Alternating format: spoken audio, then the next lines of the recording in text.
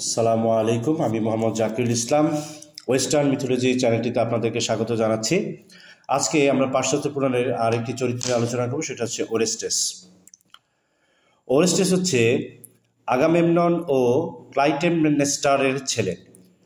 ওরেস্টেস তার দাদা টিন্ডারাস ও দাদি লেডার দ্বারা লালিত পালিত হন। আগামেমননকে যখন ক্লাইটেমনেস্ট্রা হত্যা করেন তখন ওরেস্টেসের বয়স হয়েছিল 10 বছর।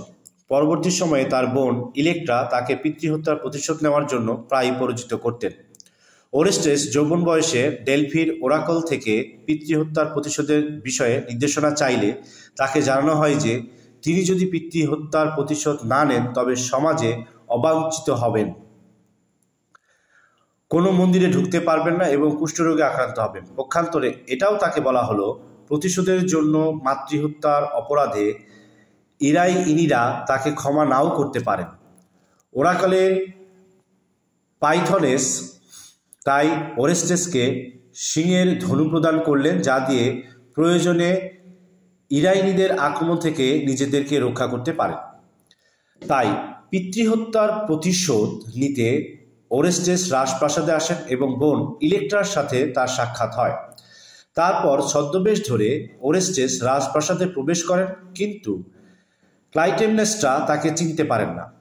পরে সুযোগ বুঝে তরবারির আঘাতে এজিস্থাসকে প্রথমে হত্যা করেন, পরে ক্লাইটেমনেস্ট্রাকে, যদিও তিনি তাকে মাতৃত্বের দোহাই দিয়ে বাঁচতে চেয়েছিলেন। ক্লাইটেমনেস্ট্রার হত্যার কথা জেনে তার বাবা টিন্ডারাস স্পার্টা থেকে এসে ওরেস্টেসের বিচার দাবি করে, কিন্তু অ্যাপোলোর হস্তক্ষেপে মাইসিনার দলপতিরা তাদের বিচার আর করতে পারেননি। যদিও ইরাইনিদের হাত থেকে ওরেস্টেস রক্ষা পাননি, ফলে অ্যাথেন্সে এসে অ্যারিওপেগাসদের বিচারের জন্য ডাকেন। অ্যারিওপেগাসের বিচার শুরু হলে অ্যাপোলো ওরেস্টেসের পক্ষ নিয়ে আদালতে এক অভূতপূর্ব যুক্তিতর্ক স্থাপন করেন। অ্যাপোলো মাতৃত্বের গুরুত্ব অস্বীকার করেন এবং মাদের শুধুমাত্র লাঙলের চাষের ক্ষেত হিসেবে বিবেচনা করেন, যেখানে পিতারা তাদের বীজ বপন করেন। সুতরাং ওরেস্টেসের মাতৃহত্যাকে সমর্থনযোগ্য বলে তিনি যুক্তি দেখান। বিচারের ভোট উভয় পক্ষে সমান সমান হলে অ্যাথেনি তার কাস্টিং ভোট ওরেস্টেসের পক্ষে দেন। ওরেস্টেস বিচারে মুক্ত হলে মাতৃত্বের উপর পিতৃত্ব প্রতিষ্ঠিত হল। উল্লেখ্য, ইতপূর্বে ওরেস্টেস ইরিন্নিসদের দ্বারা পাগল হয়েছিলেন।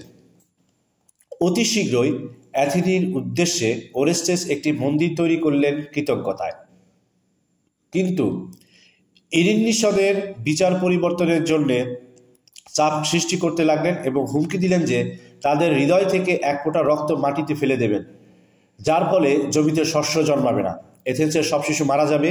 অ্যাথেনি তাদের তোষামত করেন এবং তাদের এথেন্সবাসীরা বিশেষভাবে পূজা অর্চনা করবে এই মর্মে প্রতিশ্রুতি দিলে তারা শান্ত হন।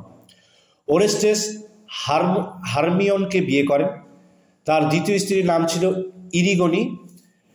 মেনিলাসের মৃত্যুর পর স্পার্টার বাসিন্দারা ওরেস্টেসকে তাদের রাজা হওয়ার জন্য আমন্ত্রণ জানায়।